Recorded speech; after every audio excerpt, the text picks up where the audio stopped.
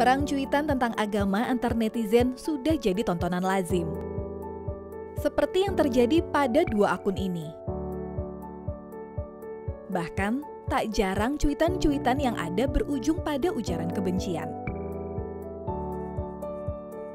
Tertarik dengan fenomena keagamaan di media sosial, para peneliti PPIM UIN Jakarta membedah Twitter untuk mengetahui model keagamaan seperti apa yang sedang berkembang.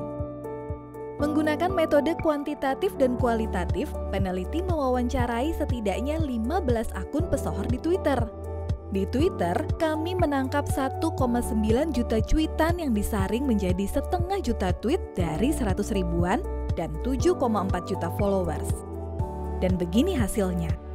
Ternyata, paham keagamaan konservatif mendominasi media sosial kita loh. Dan 4,5% diantaranya adalah kelompok yang mempromosikan Islam sebagai sebuah sistem politik untuk membangun negara Islam.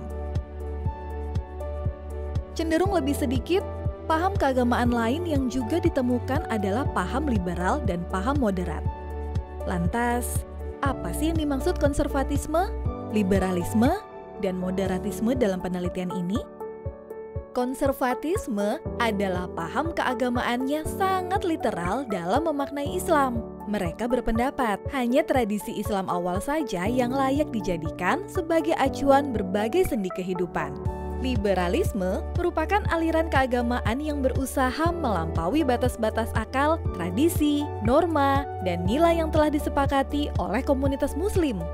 Moderatisme adalah aliran keagamaan yang mengedepankan keseimbangan akal dan wahyu serta keseimbangan keragaman antar kelompok sebagai prinsip dasar untuk menjaga kemaslahatan bersama. Studi ini juga memperlihatkan bahwa akun-akun yang menyemai narasi konservatisme lebih sering viral di Twitter. Sehingga gak heran kalau narasi konservatif lebih mendominasi. Mereka yang cuitannya viral pun gak mesti tokoh publik. Sehingga mereka bisa punya semacam otoritas dalam menyemai narasi-narasi keagamaan. Karena viral, mereka jadi didengar sama followersnya meski tidak selamanya mereka punya latar belakang pendidikan keagamaan yang mumpuni. Terus, kapan sih narasi keagamaan sering diomongin sama netizen? Ternyata, narasi keagamaan meningkat drastis diperbincangkan ketika musim-musim politik. Kelompok Islam politik juga muncul di musim-musim ini. Oh iya, ternyata yang suka ngomongin agama di media sosial kebanyakan perempuan loh, mau yang moderat, liberal, atau konservatif. Semuanya sama, semuanya getol dalam memperjuangkan narasinya masing-masing.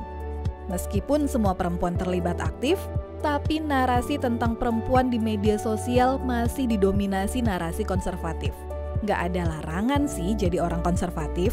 Tapi, kata Lazar Stankov, orang konservatif itu rawan tergelincir ke dalam jurang radikalisme. Penting bagi semua kalangan untuk menolong mereka supaya tidak jadi teroris. Lalu, bagaimana mencegah fenomena ini? Pertama, negara perlu membuat kebijakan yang spesifik tentang bagaimana penanganan narasi konservatif di media sosial. Kedua, semua kalangan wajib merangkul setiap kelompok, termasuk kelompok konservatif. Hal ini penting supaya nggak ada kelompok yang merasa terpinggirkan dalam negara kita tercinta. Ketiga, pentingnya peran perempuan membuat keterlibatan mereka dalam program moderasi agama menjadi sebuah keharusan.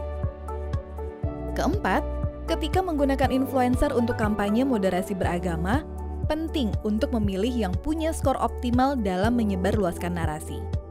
Jadi, nggak cuma lihat tingkat popularitasnya aja, tapi tingkat efektivitasnya juga.